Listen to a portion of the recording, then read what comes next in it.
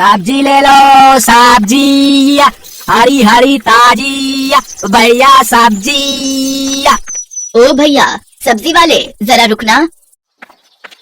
हाँ बोलिए माताजी, क्या दे दूं? आलू प्याज टमाटर भिंडी गोभी टिंडा करेला शिमला मिर्च तोरई है, सब बढ़िया बढ़िया लाया हूँ सब्जी। एक करेला दे दे। बस एक करेला? एक मतलब 1 किलो ना, अभी तोल देता हूँ। अरे अरे इतने सारे थोड़ी, एक करेला। मुझे बस एक ही करेला चाहिए, 1 किलो नहीं। एक करेला थोड़ी दूंगा माताजी, उसमें क्या तोल भाव करूंगा बताइए। अरे जब चाहिए एक तो एक ही खरीदूंगी ना। तू तौल कितना है, मैं तुझे अपने हिसाब से पैसे दे दूंगी। 5 रुपए का बन रहा है एक करेला। इतना जरा सा करेला 5 रुपए का? पागल समझा है क्या मुझे? ये पकड़ 2 रुपए और करेला इधर दे। हाँ दे रहा हूँ माताजी, और बताओ क्या लेना है? बस और क्या लेना है, एक करेला काफी है। आज इसकी सब्जी बन जाएगी, कल दोबारा आएगा तो फिर कोई सब्जी ले लूंगी। कैसी कंजूस है ये माताजी, एक टिंडा एक टमाटर एक प्याज और आज एक करेला। रोजाना मेरा इतना समय खराब कर देती है, मानो ढेरों सब्जी खरीदनी हूँ। अब तो इस गली में रुकूंगा ही नहीं। हाँ दूसरी गली से निकल जाऊंगा। राम जाने इनके घर वाले इनके साथ कैसे रहते होंगे। ये है संतोष।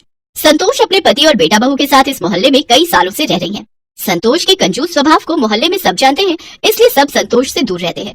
संतोष कंजूस होने के साथ साथ बहुत ही चालाक भी है। अपने पैसे बचाने के लिए वो कोई न कोई नया तरीका ढूंढती रहती है।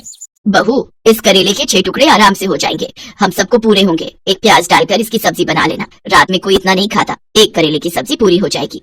बस जहाँ देखो वहाँ कंजूसी करके अपने पैसे बचाती रहती हैं। भला एक करेले की सब्जी पूरी होगी, सूंघ सूंघ कर खाना पड़ता है सब कुछ। मन ही मन क्या बुदबुदा रही है? अब कुछ नहीं माँ जी, वो चीनी का डिब्बा खाली हो गया है, चीनी लौटनी थी।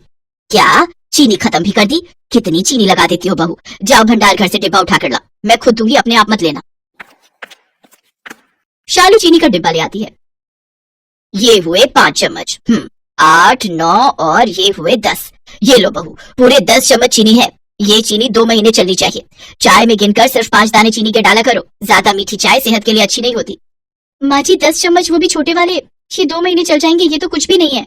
ये चीनी तो 15 दिन क्या 1 हफ्ता भी नहीं चलेगी माँ जी। जितनी दी है उतनी ही लो, इससे ज्यादा नहीं मिलेगी। घर चलाना किसे कहते हैं, मेरे से सीखो। संतोष और शालू अभी बात कर ही रहे थे कि तभी दरवाजे पर बिजली के बिल वाला आ जाता है। माताजी बिजली का बिल ले लो। हैं, इतनी जल्दी बिजली का बिल आ भी गया? अभी तो आया था, लाओ भैया दो। संतोष बिजली का बिल देखते ही घबरा जाती है। 8,000 रुपए, इतना बिल? ये सब गर्मियों की वजह से हुआ है। गर्मियों में और चलाओ, पूरी रात एसी, दिन में भी एसी एसी। इतना बिल? ये सब गर्मियों की वजह से हुआ है। गर्मियों में और चलाओ, पूरी रात एसी, दिन में भी एसी एसी। अब पंखा चला रखा है, इसे बंद करो। आज मौसम अच्छा है, मैं ऐसे ही बैठूंगी। क्या हुआ संतोष, इतनी गुस्से में क्यों हो? ये लो बहू, दशहरी आम आ गए हैं, रास्ते से लेता हुआ आया हूँ। ठंडे पानी में भिगो दो, रात को सब मिलकर खाएंगे। अरे क्यों इतना खर्चा करते हो? अभी दशहरी आम 80 रुपए किलो है, जब 20 रुपए किलो हो जाए तब सोचना लाने के बारे में। बेकार में इतने खर्चे करते रहते हो। ये देखो बिजली का बिल 8,000 रुपए का आया है। माँ ये तो कुछ भी नहीं आया, मेरे दोस्त का 15,000 का बिल आया। दिन रात एसी चलाते हैं वो लोग, हम लोग तो फिर भी कितनी बचत करते हैं। माँ जी तो दिन में भी पंखा नहीं चलाने देती हैं, बोलती हैं ठंडा मौसम में बंद कर दे। तो इसमें गलत क्या है? हैं? बचत करती हूँ। संतोष गर्मियों में तो कम से कम कंजूसी करना छोड़ दो, सर्दियों में तो अलग बात है। वैसे ही बिजली का बिल कम आता है। कितनी गर्मी पड़ रही है, मई का मौसम लग गया है। ये 3-4 महीने ही होते हैं जो गर्मी ज्यादा होती है, फिर आगे कौन सा इतना बिल आना है। तुम भी फालतू की चिंता करती हो। बहू पंखा खोल दो, गर्मी हो रही है। अरे बाहर कितनी ठंडी हवा चल रही है, बारिश आने वाली है, मौसम अच्छा है। जब प्राकृतिक पंखा चल रहा है तो ये बिजली के पंखे चलाने की क्या जरूरत है? तुम लोग नहीं सुधरोगे, मुझे ही कुछ करना पड़ेगा। पता नहीं संतोष के दिमाग में क्या चल रहा था। एक दिन संतोष टीवी में एक नाटक देख रही थी, जिसमें उसने देखा एक औरत ने मीटर की सेटिंग करवाई थी, जिससे उसका बिजली का बिल बिल्कुल भी नहीं आया। और वहीं से संतोष का दिमाग घूमने लगा। उसने एक बिजली की दुकान पर काम करने वाले एक लड़के को अपने साथ मिला लिया और उसे रिश्वत देने लगी। देखो भैया, मैं तुम्हें अभी के अभी 200 रुपए दूंगी, इस बिजली के मीटर में सेटिंग कर दो ताकि बिजली का बिल कम से कम आए। और ऐसी सेटिंग करना कि बिजली विभाग वालों को पता न चले। माताजी चिंता मत करो, हमारा तो रोज का काम है। मैं मीटर में ऐसी सेटिंग कर जाऊंगा ना कि बिजली विभाग वाले ढूंढ ही नहीं पाएंगे। बस 100 रुपए और बढ़ा दो माताजी, बड़े कम दे रही हो 200 रुपए। एक काम कर, तू जा, मैं किसी और बिजली वाले को बुला लूंगी। 200 से 1 रुपया ऊपर नहीं दूंगी, करना है तो कर, नहीं तो और भी बिजली वाले हैं मेरी नजर में। अरे अरे माताजी आप तो गुस्सा हो गए। करो ना करो, ये लो बस हो गया आपका काम। ये लो कर दी मैंने सेटिंग, अब आपका बिजली का बिल कम से कम आएगा। संतोष खुश हो जाती है कि जितना मर्जी पंखे कूलर एसी चलाओ, बिल आएगा ही नहीं।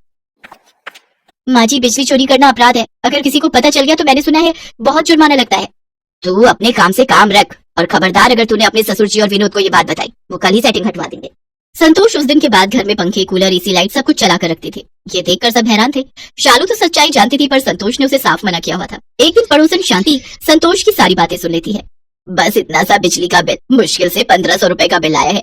ये तो मजे ही आ गए। इस बार कितनी बचत कर ली मैंने बिजली चोरी करके।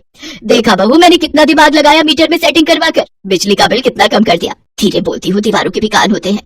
अच्छा, तो ये संतोष बिजली की चोरी कर रही है। उड़ा लो मजे। कल ही जाती हूँ बिजली विभाग में संतोष के खिलाफ बिजली चोरी की रिपोर्ट करने। शांति संतोष से जलती थी। दोनों की शादी एक साथ हुई, एक साथ बच्चे बड़े हुए, पर संतोष की बहू दहेज अच्छा लाई थी और शांति की बहू दहेज नहीं लाई थी। एक दिन संतोष ने यही ताना शांति को मार दिया था, जिस कारण शांति संतोष से गुस्से में रहती थी। बदला लेने की भावना जब मन में आ जाती है तो इंसान कुछ नहीं सोचता। शांति ने बिजली विभाग वालों को संतोष के बारे में खबर कर दी। बिजली विभाग वालों ने संतोष के घर छापा मार दिया और मीटर की चेकिंग हुई, जिसमें साफ साफ घोटाला नजर आ गया। संतोष को 60,000 रुपए का जुर्माना भरना पड़ा। संतोष, तुम्हें कितना समझाया था कि इतनी कंजूसी करना ठीक नहीं है, पर तुम कहाँ मानने वाली थी। अब बचत करने के चक्कर में 60,000 रुपए का नुकसान हो गया। मुझसे बहुत बड़ी गलती हो गई। ये शांति ने सारा काम खराब किया है। उसने मुझसे बदला लिया है। माँ, ये बात अलग है कि शांति आंटी ने गलती की है, पर गलत तो आप भी हो ना। आपने तो बेईमानी की है। इतना बुरा लग रहा है, सबको पता चल गया। अरे अब बस भी करो आप और पापा जी। माँ ने तो हमारे लिए सोचा। ये अलग बात है, माँ जी भले ही कंजूस है पर बहुत सीधी है। उन्हें सही गलत का मतलब ही नहीं समझ आता। वो बेचारी तो गलती कर बैठी इसलिए ऐसा हुआ, पर आप दोनों तो जानबूझकर उन्हें डांट रहे हो। गलती इंसान से ही होती है। माँ को अपनी गलती का एहसास हो गया, ये बहुत बड़ी बात है। माँ जी आप चिंता मत करो। अरे ये पंखा क्यों बंद है? रुको मैं अभी चलाती हूँ। अरे बहू रहने दे, बिजली का बिल बहुत आएगा। अब तो मीटर में कोई सेटिंग भी नहीं है। माँ जी अभी भी और सब ठहाका लगाकर हंसने लगते हैं। संतोष को अपनी गलती का एहसास हो गया था। उस दिन से संतोष ने कंजूसी करना छोड़ा तो नहीं, पर